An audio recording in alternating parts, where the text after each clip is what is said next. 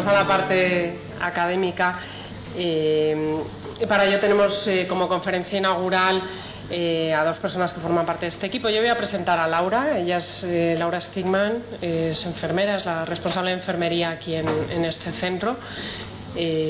Gracias, Laura, por moderar esta intervención que nos llevará un ratito hasta el descanso. Gracias.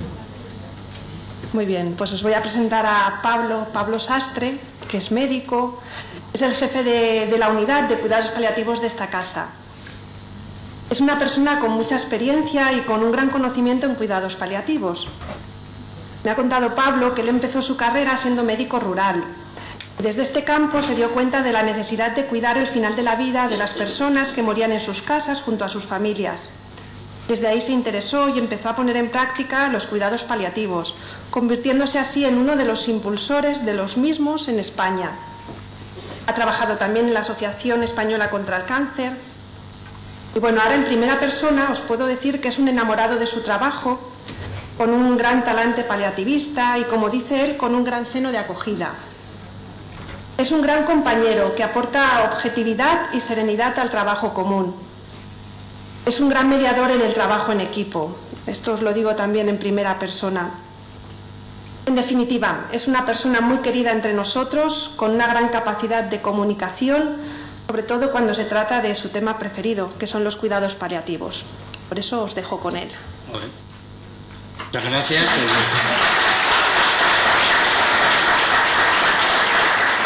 Después de esto, yo lo único que me puedo presentar es como el moñas local. Ya que vienen moñas visitantes, pues yo hago de moñas local. Y un poco el texto y el título de la charla parece un poco aterrador, porque ayer, hoy y mañana parece que va a ser un peñazo histórico de consideración. Si lo pensáis así, estáis en lo cierto. Porque la idea es un poco contar qué es lo que ha pasado con todo esto que hemos hablado, que tanta polémica genera, bueno, pues todo un poco lo que hay. Los cuidados paliativos o cuidados hospice se denominaron así en muchos países anglosajones. Tienen un tipo especial de cuidados para proporcionar bienestar y confort y soporta a los pacientes y a las familias. Procura conseguir que los pacientes dispongan, como decíamos antes, de los días que les resten, conscientes y libres de dolor, con síntomas controlados y que puedan discurrir con dignidad. Casa o en el lugar más apetecible posible y rodeados por la gente que les quiere. Un poco ya todo esto lo habéis visto, que es el tema, digamos, el leitmotiv donde vamos a ir dando un poco vueltas. Los cuidados paliativos ni aceleran ni detienen el proceso de morir, no prolongan la vida, pero tampoco aceleran la muerte y solamente intentan estar presentes y aportar conocimientos con médicos, psicólogos, soporte emocional y espiritual durante la fase terminal en un entorno que incluye el hogar, la familia y los amigos. Y también incluyen la atención posterior al fallecimiento, que es fundamental para todos los miembros de la familia. Lo que ahora he leído es un poco la filosofía de cuidados paliativos que comenzó en Londres en la década de los 60. Un poco la duda es resolver todas estas preguntas. Y vamos a intentarlo a lo largo de toda la hora. Cuidados paliativos, ¿qué son? ¿Quiénes participan? ¿Para quién? ¿Dónde se realizan? ¿Cuándo hay que empezar? ¿Cuándo se realizan? ¿Cómo? ¿Cuánto? ¿Con qué profundidad? ¿Por qué? Un poco la respuesta de toda esta historia. Vamos a intentar dar un poco respuestas y que cada uno vaya cogiendo las que más le apetezca. Unos precedentes históricos, esta es la parte más rollo, ya digo, que tiene su cosa distinta, ya no son las 3:30 ni las 4, ya es casi la hora del té, sobre todo por este ambiente que vamos a estar más británico en muchos momentos, y la cuestión es que, bueno, pues esta es una parte de la historia difusa y depende un poco de quién la cuente. Nosotros vamos a tener oportunidad de tener algún espía en la historia.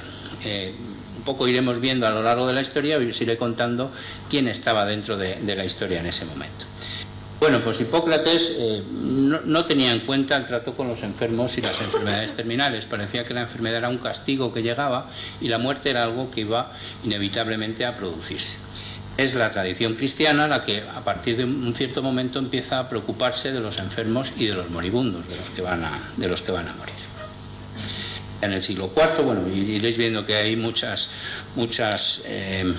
referencias.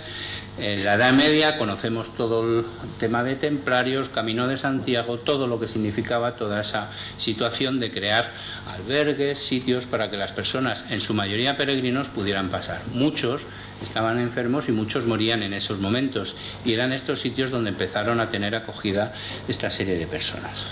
Pues San Vicente de Paúl, en 1500 y pico, pues también hizo algunas cosas, pero aquí aparece uno de nuestros espías, que no ha tenido relación con la historia. Probablemente su cuenta de Instagram o los me gustas o eso no lo tenía muy controlado, pero Camilo de Lelis andaba por allí, por aquel tiempo, hacia 1600 y pico, y este era un hombre pues al uso de la época, pendenciero, ludópata, guerrero, que bueno, pues estaba como sería la juventud de aquel momento, ¿no?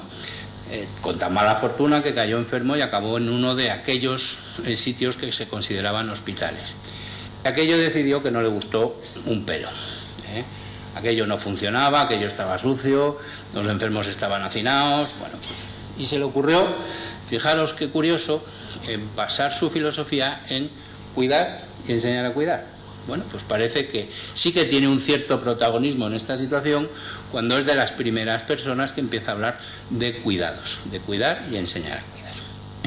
Ya digo que lamentablemente pues no llegó a la fama y no está dentro de los libros generales donde diga Camilo de Lelis, inventor de ninguna cosa. Luego ya veréis que en la historia moderna también hay muchos que intentan aparecer en esos titulares, y hay algunos que sus cuentas de Facebook y de Instagram funcionan mejor que las de otros y han tenido pues más protagonismo o menos protagonismo.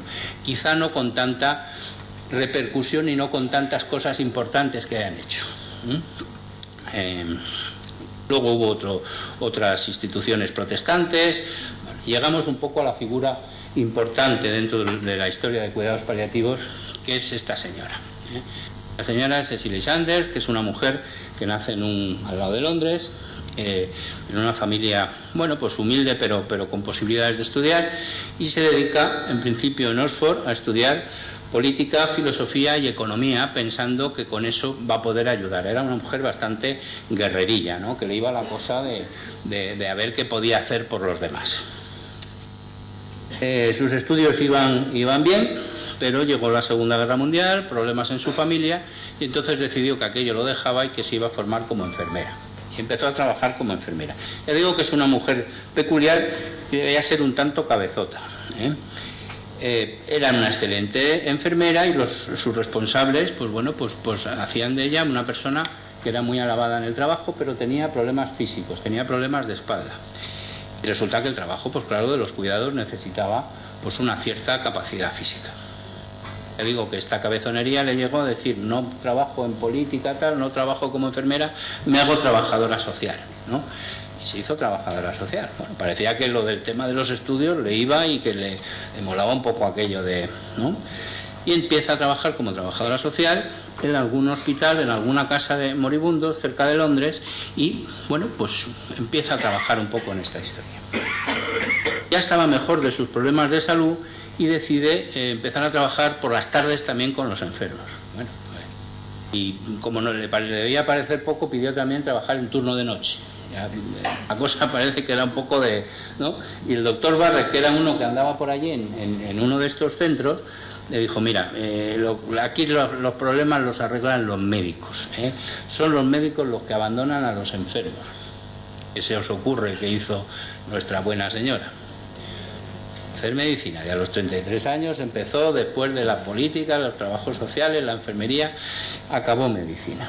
Bueno, pues según se graduaba como médico, seguía trabajando como voluntaria en un centro que se llamaba St. Luke's, hasta 1958. Y ahí empezó a darle la cabeza con la posibilidad de decir: hay cosas que hacer, aquí hay cosas que no funcionan.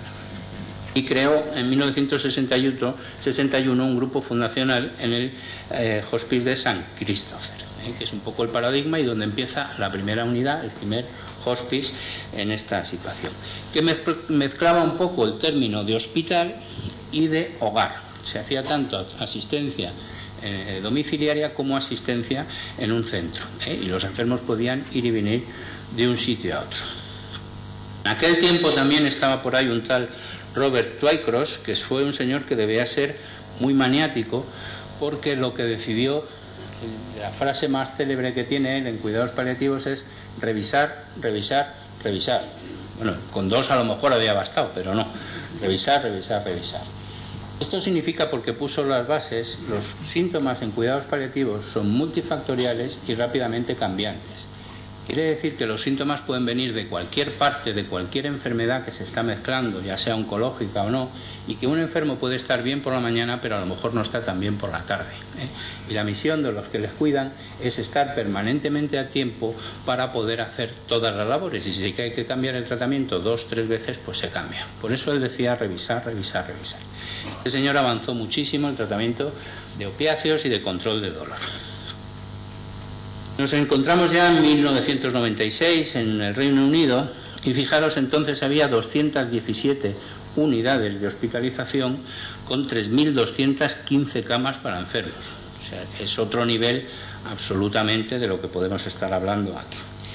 Y prácticamente pues el 45% de los enfermos que ingresaban en estos centros al final fallecían en su domicilio. O sea que no era el sitio elegido el hospice, sino que muchas veces lo podían fallecer en el domicilio. Con todas las historias hay muchos más nombres, muchas más situaciones, pero un poco pues el que se afianzara esta cultura chocó un poco con la política, y el movimiento hospice tuvo que negociar con el sistema sanitario público en Bretaña, y eso fue un problema, porque todo esto se basaba muchas veces en organizaciones religiosas, en fundaciones.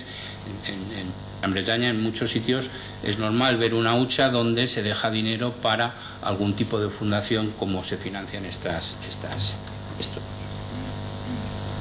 Esta buena Cecily Sanders viajó a Yale, a Estados Unidos, en el 63, y allí pues dejó un poco la semilla. Por allí andaba una psicóloga que se llamaba Kubler-Ross, que todos conoceréis también, que andaba por esos lares.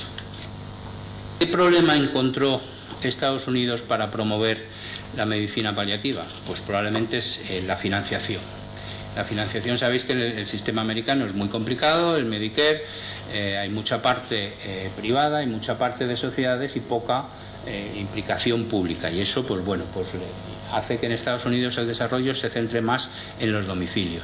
Pero el problema más importante que se encontraron en Estados Unidos, y leo, es la implicación, la poca o falta de implicación de la profesión médica en la atención a los enfermos.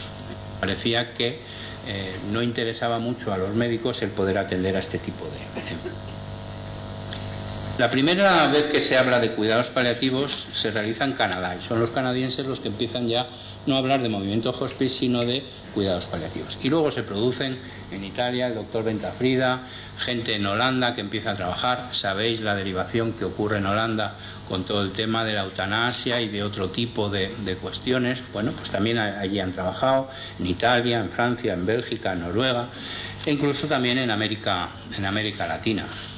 En América Latina nos encontramos, y yo creo que es una de las situaciones con las que nos tenemos que quedar, que es que no todos los modelos valen para todos los sitios. Cada población tiene que tener un modelo individualizado a lo que tiene. No son los mismos las sociedades en un sitio que en otro. Claro, yo cuando estuve en Brasil, una de las veces que viajé allí a América Latina, que estuve dando cursos pues, prácticamente por todo Centro y Sudamérica, en Brasil los cuidados paliativos estaban bastante desarrollados y tenían posibilidad de tener morfina oral en solución. La morfina oral se conserva en un botecito y se puede conservar en frío y funciona perfectamente.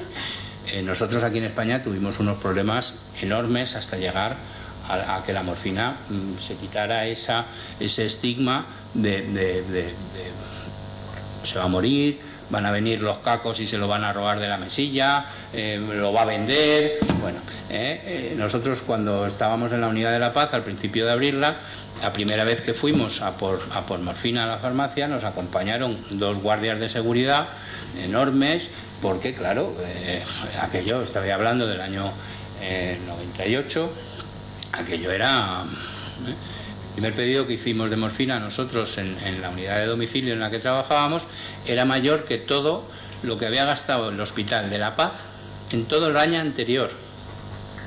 Una unidad de domicilio compuesta de 2 personajillos, 2 médicos, 2 enfermeras que iban a ver a enfermos a casa, iban a gastar en su primer pedido más que todo lo que había gastado el Hospital de La Paz en el año anterior. O nosotros éramos unos asesinos que íbamos a envenenar a todos nuestros enfermos, o los enfermos de La Paz habían pasado el año anterior un dolor horroroso, porque habían estado, sin duda, infratratados. Bueno, pues entonces hemos recorrido la Edad Media, hemos recorrido Gran Bretaña, los orígenes, y llegamos a España. ¿Y cómo funcionan en España los cuidados paliativos? Pues como funcionamos nosotros siempre, ¿no? Llegaron los de la unidad del dolor y dijeron, quien sabe de esto somos nosotros, somos los anestesistas y el dolor lo tratamos nosotros. Llegaron los oncólogos y dijeron, la mayoría de los enfermos son oncológicos, los que sabemos de esto somos nosotros. Llegaron los geriatras, la mayoría de los enfermos son muy mayores, los que sabemos de esto somos nosotros. Llegaron los de medicina interna, ¿no? ¿Qué os voy a decir? Atención primaria, etcétera, etcétera, etcétera. Pues así nos manejamos, ¿no? Fueron unos años donde poco a poco nos fuimos poniendo de acuerdo. Ahí cada uno se ponía la medalla que ponía y tiraba para adelante. Lo cierto y verdad es que yo voy a nombrar a una serie de gente, probablemente no a todos los que son, pero sí algunos que han sido significativos. Yo os he puesto unas fotos, aquí en el término está el doctor Jaime Sanz, de la unidad de Valdecilla de Santander, de Cantabria, ya está jubilado. Arriba Marcos Gómez Sancho, que ha recorrido España y medio mundo predicando, como él decía cuando nos enseñaba los bienes y parabienes de la medicina paliativa. Y abajo el doctor Xavier Gómez Batiste, de Cataluña, que ha sido el que ha llevado el paradigma de las negociaciones y de organizar los cuidados paliativos y un poco de la venta internacional también del asunto. Como decía, fue en el 84 cuando Jaime Sanz va a alguna de las unidades de Londres y empieza a formarse. Y en el 87 pone en marcha ya una unidad de cuidados paliativos. Estamos hablando del 87, que son 28 años de historia actual. En aquel momento, en 1991, ya veían a 300 enfermos. Recordar que antes estábamos hablando de 3.000 y pico camas de cuidados paliativos en Bretaña. Luego llegaron en Barcelona el doctor Porta y el doctor Xavier Gómez Batiste y estuvieron unos meses también en el Hospice de Londres, y a partir de ahí en el 86 iniciaron una unidad en el Hospital de la Santa Cruz de Vic con un programa de cuidados paliativos. En el 89 se funda la Sociedad Catalano-Balear de Cuidados Paliativos. Ya veis, estas cosas también tienen sus componentes regionales, locorregionales, y ellos fueron los primeros que dijeron Sociedad Catalano-Balear de Cuidados Paliativos. Bien, pusieron además mucho interés y pusieron unas bases que fueron muy interesantes. Muy interesantes porque en el 90 se inicia desde la Generalitat, desde la Consejería de Sanidad de la Generalitat, un programa para la OMS, la Organización Mundial de la Salud, donde Cataluña era referente en un programa que se llamaba Vida als Anys, Vida a los Años, que incluía atención sociosanitaria, y fueron muy importantes en esa situación. Empezaron a trabajar en domicilio, empezaron a trabajar con unidades funcionales y consiguieron una integración bastante interesante entre domicilio, hospitales, sociedad, organización sociosanitaria. Claro, yo en aquel momento viajaba mucho por España y encontraba gente en Girona y no eran del todo partidarios de los de Barcelona, porque resulta que eran un poco centralistas los de Barcelona, y en la Selva, en la Garriga, en comarcas muy desperdigadas, muy lejanas de Gerona, pues no llegaban los cuidados paliativos. Los cuidados paliativos estaban en Barcelona, perfectamente organizados, iban, venían, pero los de Gerona estaban un poquito a otro lado.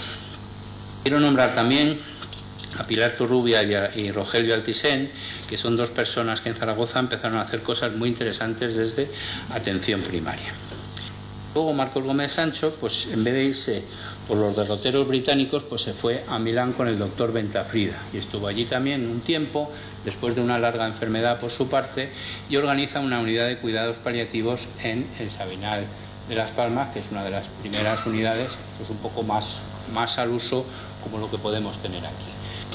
buen ambiente, buenas instalaciones, amplias, con un sistema de consulta externa, de consulta hospitalaria, de atención domiciliaria, que funcionaba muy bien. Yo tuve la suerte de estar allí 4 meses en aquel momento.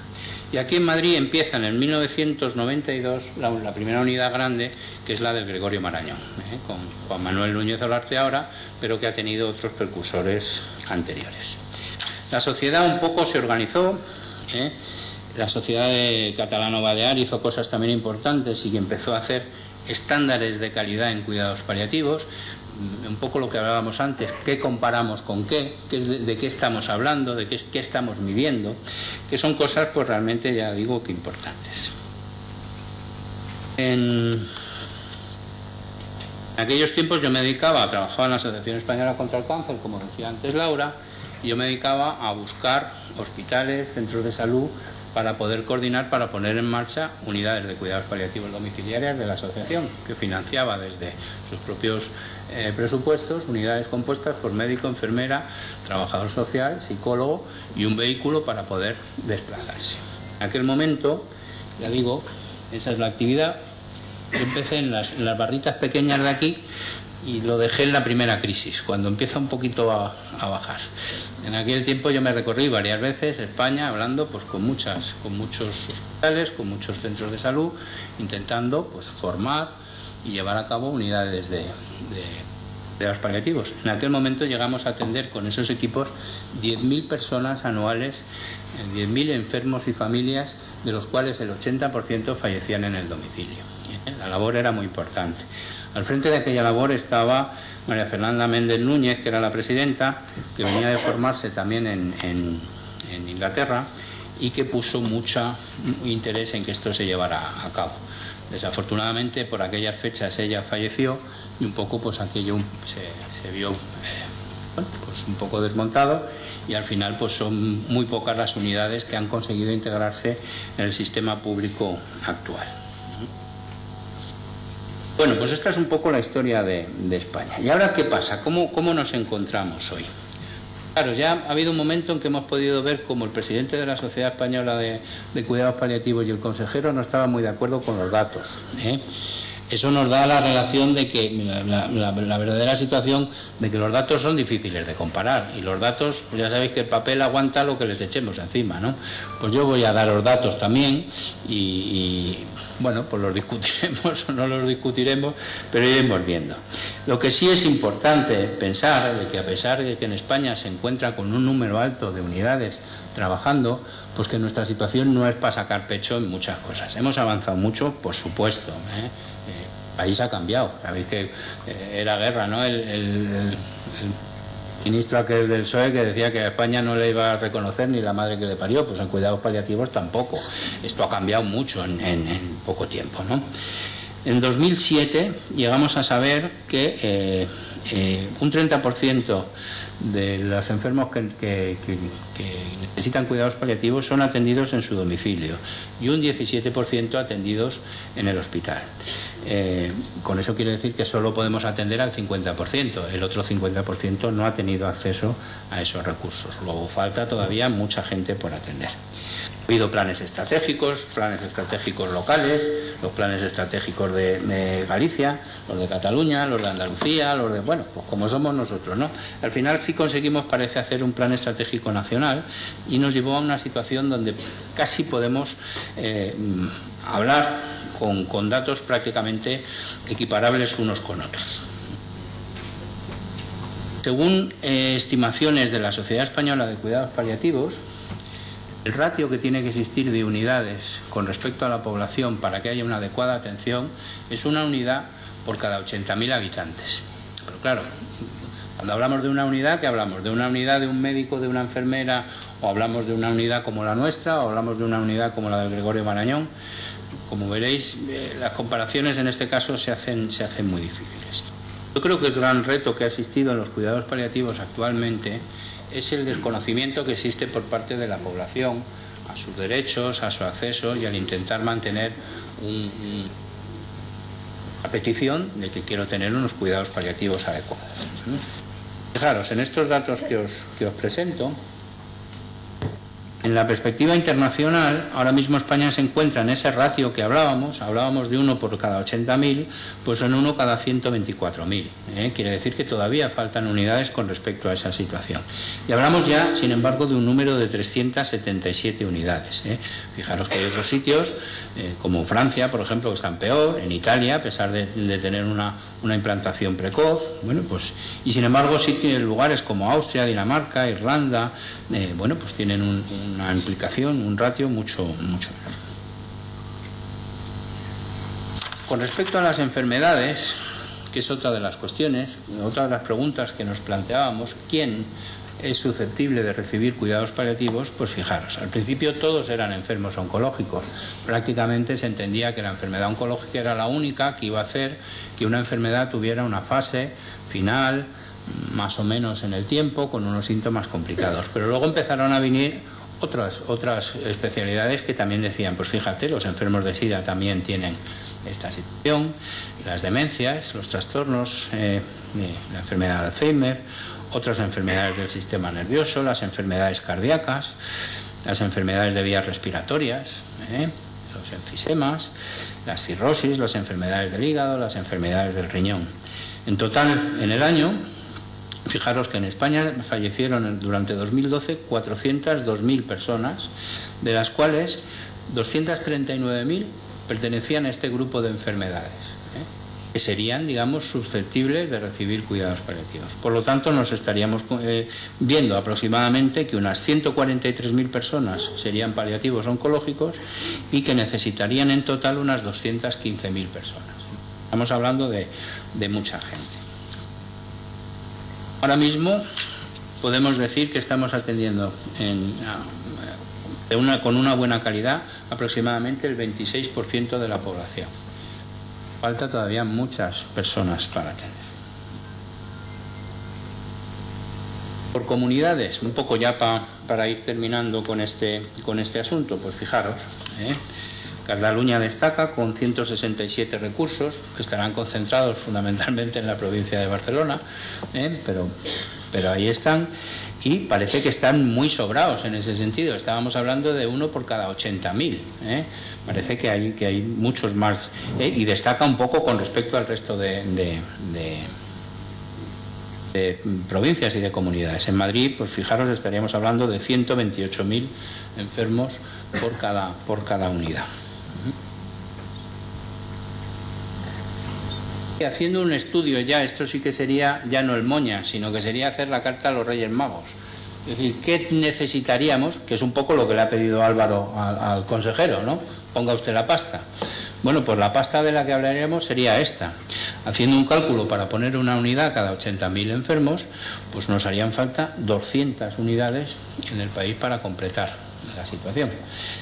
No está la responsable del programa de cuidados paliativos de la comunidad en la sala, pero salimos que nos faltan 30 unidades en la Comunidad de Madrid. Parecen muchas todavía, a pesar de que hay 50 ahora mismo funcionando. Recordad que en la Comunidad de Madrid esto cambió radicalmente después de la crisis que se produjo en el año 2005. En el año 2005, no sé si recordaréis, hospital de la zona sur de Madrid, apareció en la prensa que estaban produciéndose sedaciones paliativas e incluso casos de eutanasia en la urgencia del hospital. El caso del doctor Montes, aquello del hospital de Leganés, bueno, hubo todas las cuestiones y sí que fue un revulsivo, no hay mal que por bien no venga, pero sí que fue un revulsivo en la Comunidad de Madrid, donde los políticos se pusieron las pilas y decir, aquí hay un problema, vamos a tener que solucionarlo. Sí que a partir de aquel entonces se ha generado un plan estratégico, un programa, una coordinadora y unas unidades que están funcionando de una forma más o menos integrada. Quedan todavía muchas cosas por hacer, pero fijaros que aquello sí que supuso un acicate para que empezaran a tomarse decisiones. Y eso fue en el año 2005.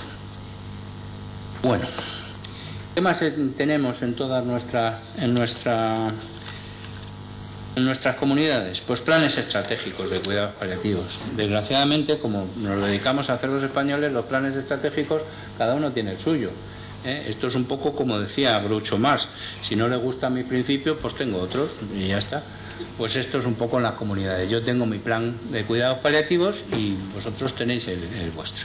Con lo cual el tema de la equidad hace que sea absolutamente un desastre, porque no tenemos posibilidades iguales en personas desiguales.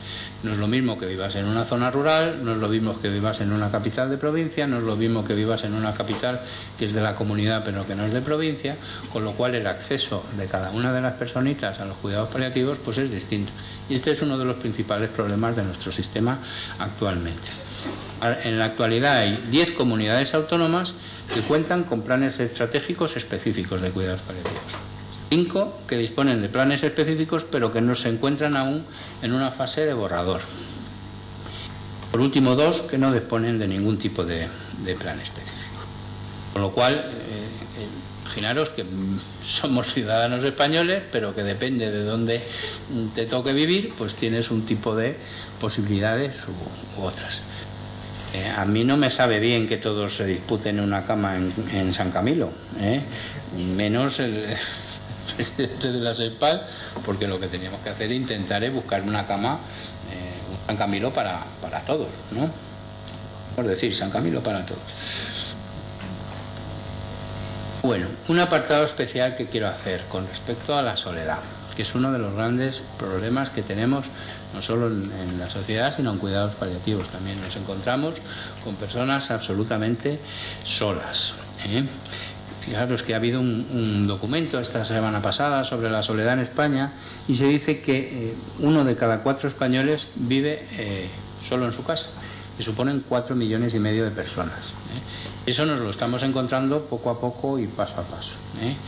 Ángel Gabilondo decía que hay una soledad que puede ser elegida, que se puede llamar soledumbre, o bueno, pues hay muchas definiciones que se pueden hacer, y esa soledad pues es respetable, es una forma de vida, es una forma de comportarse, pero hay mucha soledad que podríamos llamar soledad maligna, soledad que no está elegida, soledad que está producida por trastornos familiares de la sociedad actual y todo, y eso nos genera uno de los grandes problemas ahora mismo en las unidades, porque nosotros tenemos mucha gente que se encuentra sola, sola para todo. Bueno, y entonces, ¿qué es lo que podemos hacer con todo esto? Una de las veces que repasaba la literatura de los estándares de calidad, un poco por ver, los estándares de calidad ya medimos lo que tiene el tamaño del cuarto de baño. Nosotros, para hacer las obras de la unidad de cuarto de baño, ya se sabe lo que tiene que tener el cuarto de baño, lo que tiene que tener la ducha, lo que distancia que tiene que ver en la puerta, o sea, todo ya está medido, estructurado. Los estándares de calidad llevan a todo a su sitio. Y había un grupo de personas que trabajaban en la India, lógicamente con mucha influencia británica, como entenderéis, y miraban los estándares de calidad británicos a la hora de hacer su trabajo.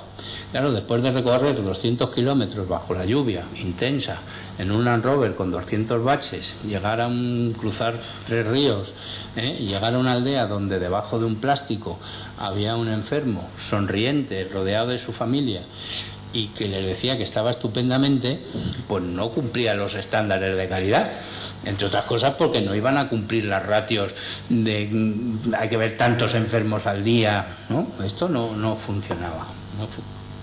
Sin embargo, aquel tipo se reía, debajo de la lluvia caía el monzón ahí, cubierto por sus plastiquitos, y parecía que, antes he oído calidad de muerte, parecía que la calidad de muerte podía ser buena. Calidad de muerte o calidad de vida. ¿Por qué nos decidimos? ¿Por calidad de muerte o por calidad de vida? ¿Qué preferís? En definitiva, vamos a estar vivos hasta el final. Lo que no sabemos es cuánto tiempo vamos a estar muertos. ¿Lo habéis pensado? Entonces, ¿qué queremos hacer? Calidad de vida. Bueno, pues calidad de vida parece que es lo más importante, ¿no? Por lo tanto, lo que tenemos que intentar es hacer un cambio de paradigma, porque estamos mirando siempre desde nuestro punto de vista, de nuestra calidad de vida, la medida del cuarto de baño, la medida de la morfina, las dosis que tiene que tomar. Y si los cuidados paliativos lo que hacen es promocionar la autonomía y la dignidad de las personas, pues a lo mejor es que estamos mirando desde el sitio equivocado, Porque lo que tenemos que dar, y bien decía antes el consejero, es la libertad a cada uno dónde vivir y dónde estar hasta el final. Por eso los cuidados paliativos domiciliarios son tan importantes, porque al enfermo hay que darle la posibilidad de vivir donde quiera, y donde, si tiene necesidad de pasar a hacer alguna cosa específica en un hospital, pueda ir, pero poder volver a su domicilio. Y por eso la coordinación entre distintas instituciones es fundamental, entre los niveles sanitarios. Hemos avanzado mucho en cuanto a coordinación de niveles sanitarios. Antes no se nos ocurría a un médico de pueblo, a un médico de atención primaria, llamar a un hospital, preguntar por el oncólogo y decirle: oye, ¿te acuerdas del enfermo en común que tenemos? No el tuyo ni el mío, sino el que tenemos en común, que te acuerdas que le has puesto un tratamiento, pues ahora está en domicilio, necesitaría que lo dieras en el hospital, porque a lo mejor es susceptible de que le demos una radioterapia paliativa en tal sitio y que le va a venir estupendamente. ¿Qué te parece? Te lo envío. Fijaros cómo cambian las cositas, ¿eh? Y parece que el enfermo puede ser más importante. Bueno, en mis charlas de esos momentos, donde era como la Piquer yo y me iba dando vueltas por toda España y Sudamérica para, como decía Marcos Gómez, predicar sobre los cuidados paliativos, siempre acababa con una diapositiva. Para los que no estáis iniciados, diapositiva era aquella herramienta, aquel utensilio que cuando no existían los ordenadores, porque ahora ponen el PowerPoint, pone diapositiva, no sé qué, pero antes no era así. Había que tener una foto específica, también se llamaban filminas, que eso ya era... Pues uno iba con su carpetita de filminas, que tenía que, antes de llegar a la charla, en vez de poner aquí, que le pones el pincho y ya está, había que cargarla, ponerla, siempre se te quedaba una para el otro lado, la organizabas, bueno, pues todos los follones aquella. Pues esta la llevaba yo siempre. Y fijaros, en aquel entonces hablaba yo, ¿qué medidas tenemos para el progreso? Lo primero, la formación pre y posgrado de los profesionales de la salud, entendiendo no solo médicos y enfermeras. Hemos dado pasitos. En el currículo de enfermería ya hay muchos cursos donde ya hay asignatura de cuidados paliativos, hemos dado pasitos. Pero todavía no conozco en la carrera de medicina asignatura que se llame comunicación fácil, cómo dar malas noticias, cómo informar al enfermo, etcétera, etcétera, ¿no? Parece que hay cositas ahí que todavía nos quedan por trabajar. Como decía, coordinación de niveles asistenciales, otra de las cosas fundamentales. Dedicar recursos específicos para estos enfermos, tanto humanos como materiales. Esto se traduce, según Álvaro Gándara, en pasta. Pasta. Hace falta pasta, sí. Pero fijaros, ahí hay un puntito que pone cambio de actitud de los profesionales. Recordad que en Estados Unidos el problema es que a los médicos no les apetecía mucho trabajar con este tipo de enfermos. En esto habrá que también darle una vuelta. Desarrollo de los criterios de calidad de cuidados paliativos, importantísimo, no porque sea importante el tamaño del baño ni nada, sino para poder compararnos y saber si estamos haciendo las cosas bien. Esto es un tema clarísimo. En cuidados paliativos necesitamos una parte, que es la aptitud con P, el saber, hay que estudiar, tú ahí que os decía, revisar, hay que currárselo, pero en la parte de arriba estamos hablando del cambio de actitud con C, que es la otra parte que siempre se nos olvida. Podemos saber muchísimo y estar muy entrenados en dosis, en tamaños y en todo, y sin embargo serán unos auténticos zotes a la hora de hablar con un enfermo. Desarrollo de un área de capacitación específica. No tenemos la fortuna de que en España haya especialidad en cuidados paliativos. Sí la hay en Inglaterra, vamos, en el Reino Unido, en Canadá, en Estados Unidos, en Australia, pero en España no se puede ser médico en cuidados paliativos. Yo, por mucho que pueda poner experto, máster o lo que quiera en cuidados paliativos, no lo puedo ser porque no hay título, no hay forma de que eso, no existe, académicamente esto no existe. Y luego un plan integral de cuidados paliativos, con integración, accesibilidad, equidad y continuidad. Vaya, pues parece que lo que yo pedía en aquellos momentos, pues sigue haciendo falta en muchas de las situaciones. Bueno, ¿y mañana qué? Hemos terminado la parte del ayer, casi la del hoy. ¿Qué hacemos para mañana? Fijaros, Woody Allen dice que me interesa el futuro porque es el sitio donde voy a pasar el resto de mi vida. Parece que es interesante la reflexión, parece que el futuro es algo que nos puede preocupar. Creo que ya hemos hablado tanto de criterios de calidad, hemos dado vueltas. El año pasado, en invierno, yo paseaba por fuera de la unidad y había un tufillo a humo, la chimenea, porque está la chimenea de la unidad, que está al fondo en una sala que hay. Oye, que daba un gusto. Digo, ya, seguro que Óscar ha encendido la chimenea y que ya está por ahí.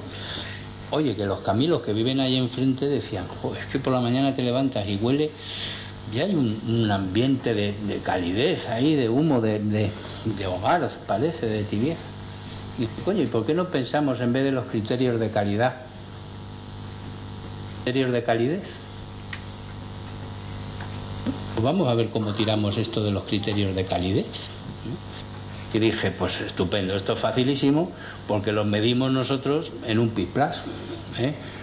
Como sabéis, estamos acostumbrados a hacer estándares de calidad. Dije, pues estándar de calidez, ¿cuánto tiene que gastar una unidad de cuidados paliativos en leña? Siendo de encina, que se vea que es de encina, 4.000 kilos. Con eso cubrimos el estándar de calidez seguro. No nos quedaba muy allá. Pensando en calidez, pues, ¿y qué más puede ser? Y se me ocurrió, lo primero que se me ocurrió, ternura. Por eso digo que me ha salido el moñas un poco adelantado. Ternura. Digo, oye, pues esto también puede ser. Pero ¿cómo lo hacemos? Que ya sabéis que la deformación nos lleva ahí. Tierno, muy tierno, poco tierno, al punto. Digo, ya he descubierto lo que es el burnout. Digo, cuando a uno se le quema de ternura, es que estás quemado. Ya tiene la definición de burnout. Ya. Pero tampoco parecía que la cosa podía ir por ahí. Y bueno, pues ternura, amabilidad. Fijaros, amabilidad. ¿Amabilidad qué es? Capacidad. Ser amado. Digo, bueno, pues incluye también comprensión, empatía, generosidad, y luego ya empezaron a surgir criterios de calidez, pues a toda pastilla, ¿no? Sensibilidad, la facultad de sentir, es la propensión natural que tiene el ser humano a dejarse llevar por los afectos, por la ternura, la compasión, autenticidad, compromiso. Fijaros qué cantidad de cosas van saliendo. Humor, tampoco se da en la carrera, y sería muy importante, porque fijaros, por esto todavía no nos cobran, van a tardar poco en empezar a cobrar por la capacidad de reírnos, pero fijaros, el humor, el estilo de vida alegre. Y en esto quiero daros una receta gratuita, porque Fidel Delgado, que es titiripeuta, en internet tiene cantidad de cursos de humor, y lo podéis mirar, Fidel Delgado, y os lo vais a pasar pipa. Y luego al final, aparte de reíros, vais a decir, anda, a ver, este que me ha dicho en esta. Fíjate, nosotros hace mucho tiempo fuimos a un taller de Fidel Delgado que hacía en un pueblo de Gredos arriba, y fuimos porque era un taller que decía vivir de muerte, y fuimos allí encantados. Y luego resulta que no, que era vivir la muerte. Joder. Lo pasamos, ¿cómo lo pasamos de bien? Nos reímos, no os podéis hacer una idea de lo que nos reímos, pero luego cuando salimos dijimos, coño, pues este tío parece. Bueno, pues esto es gratis también, lo que os digo. Más criterios: cercanía, complicidad, acogida. Fijaros, humildad. No lo sabemos todo, por mucho que nos empeñemos, y por eso la respuesta cuando te preguntan, ¿voy a morir? Sí. No es la respuesta adecuada para un enfermo, porque también puedes decir, hombre, del tiempo de los romanos no queda nadie aquí. Bueno, sí, pero no es la respuesta adecuada, ¿no? Claro que nos vamos a morir, pero podemos ahí ver qué es lo que te preocupa, y no lo sabemos todo, no sabemos cuándo. Cuando decía antes que el consejero que era una buena noticia saber que nos vamos a morir, yo no quiero saber cuándo me voy a morir. Afortunadamente en el cachete izquierdo no llevamos fecha de caducidad 28 del 12, porque sería absolutamente horroroso, ¿no? ¿Nos vamos a morir? Sí. Bueno, pues ya veremos cómo. Bueno, cuestiones y complejidades de la vida. Fijaros, este pobre San Camilo, que aquí represento por el padre Cirilo, ahí con su casco. El padre Cirilo, eso que veis ahí es Tres Cantos, la nada. Pues en el año 82 estos hombres vinieron aquí a construir este primer edificio de lo que después un poco ha salido todo. Y a San Camilo le llegó la fama en 1886, inesperada seguro por su parte, pero le nombraron patrón de los enfermos y de los hospitales. Eso sí, exequo, quedó empatado con San Juan de Dios. Y desde entonces son los patronos de cuidados paliativos San Juan de Dios y San Camilo. Pues como decía, un poco la curiosidad es que en la fiesta de este año de julio, cuando celebramos el Día de San Camilo, pues José Carlos Bermejo nos dio unas palabras, sabéis que a él le gusta hablar, no lo vamos a esconder, y dio una charla súper interesante, porque hablaba del corazón, que es un tema que a nosotros nos interesa, hablaba de la Biblia, y decía que en la Biblia aparecía 872 veces la palabra corazón. Digo, bueno, pues es casi tan cabezota como la Cecily Sanders esta, porque ponerse a contar las veces que sale corazón en la Biblia ya tiene también su cosa.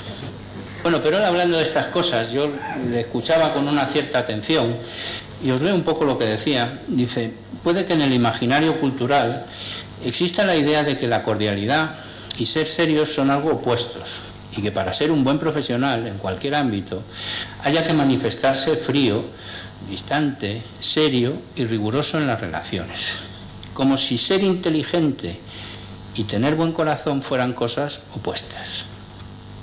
Y de hecho no falta quien dice que la distancia más grande que hay en el mundo es la que existe entre la cabeza y el corazón. Algunos piensan que la afabilidad, la blandura, la afectividad claramente manifestada, el interés por las personas y su mundo interior serían de poco intelectuales y serios. Parecería, dice José Carlos, que es poco profesional ser afectuoso.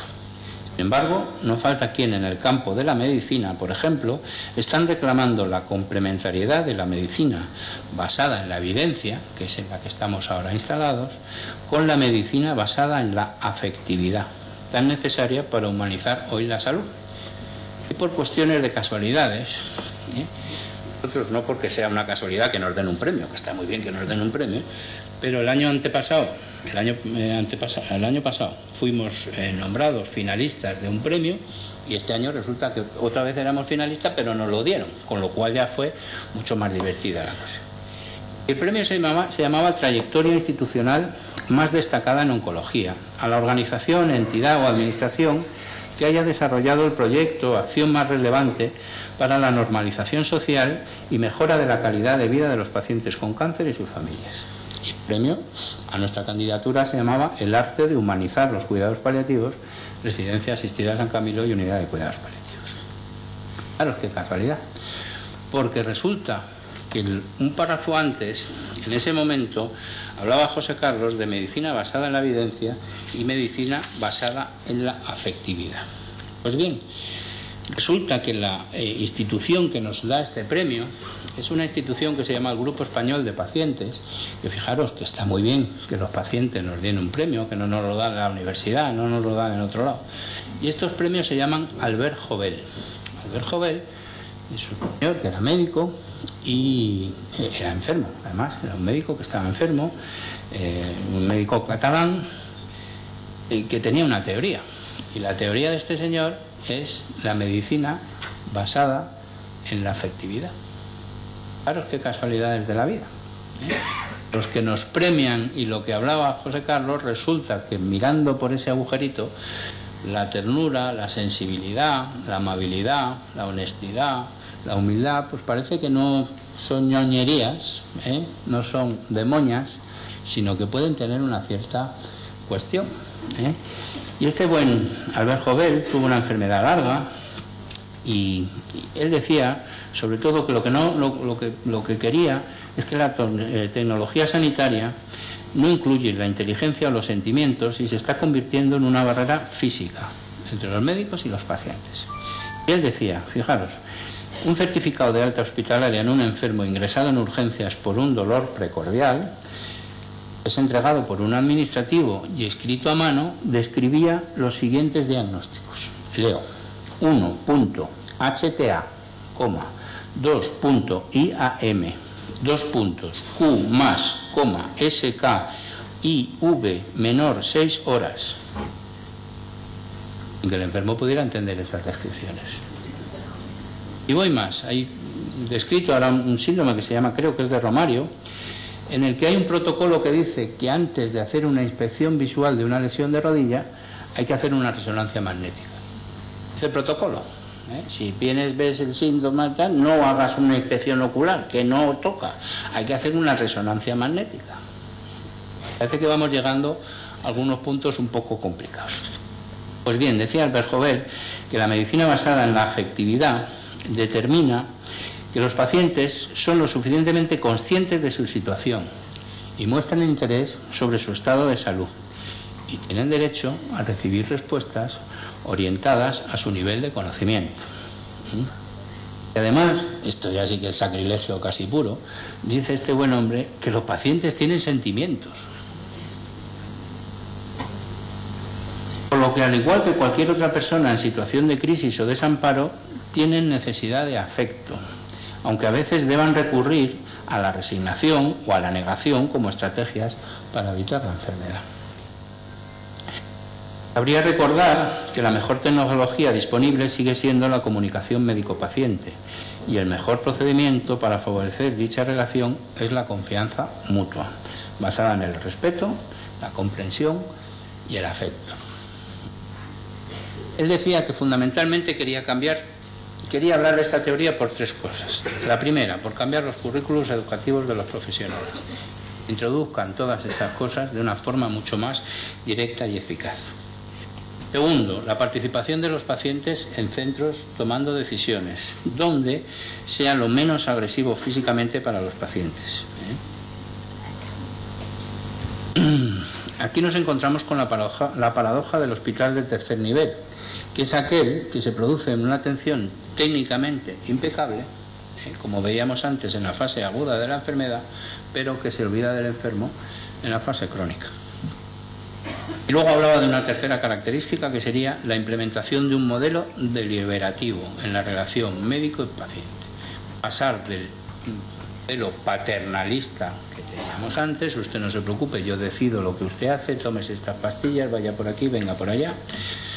Pasamos al siguiente modelo, que es el científico-técnico, esto es lo que hay, lo coge, lo toma, o una situación donde vamos a deliberar, nos vamos a sentar, nos vamos a confrontar, yo te voy a aconsejar desde mi cultura, desde mi situación, y juntos vamos a decidir y tú decides.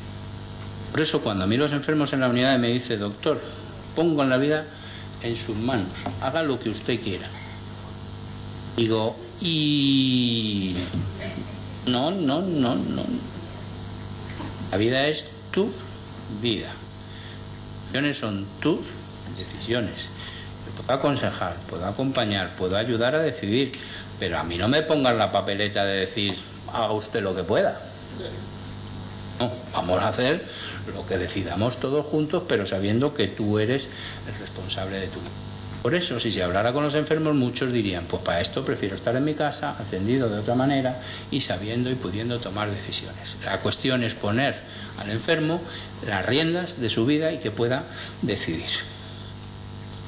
Por lo tanto, decimos que esto no es un invento nuevo, todo lo que hemos visto en toda esta situación, sino que estamos un poco intentando volver a los orígenes. Sí que quiero dejar tres mensajes para terminar, que ya va siendo hora que termine, ¿no? El eslogan de hoy es más efectiva la medicina afectiva. Lo sabemos ya, ¿no? Es más efectiva la medicina afectiva. Y queda chulísimo.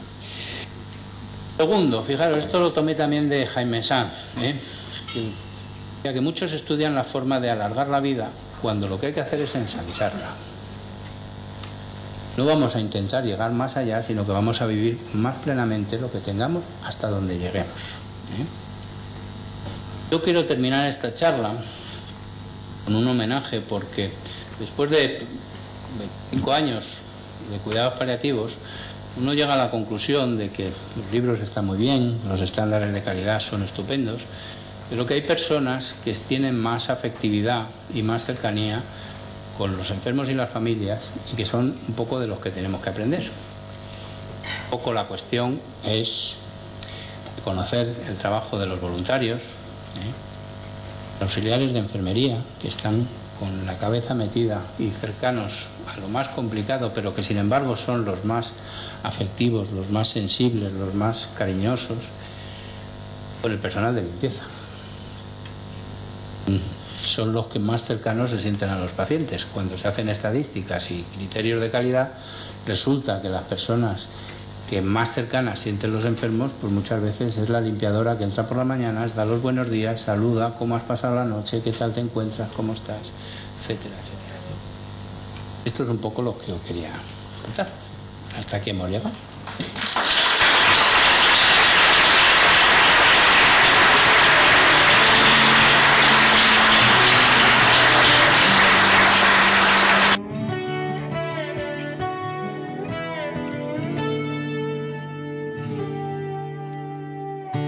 Me callo, te callas, me callan, te callan, se callan, nos callan y lloro en mi almohada.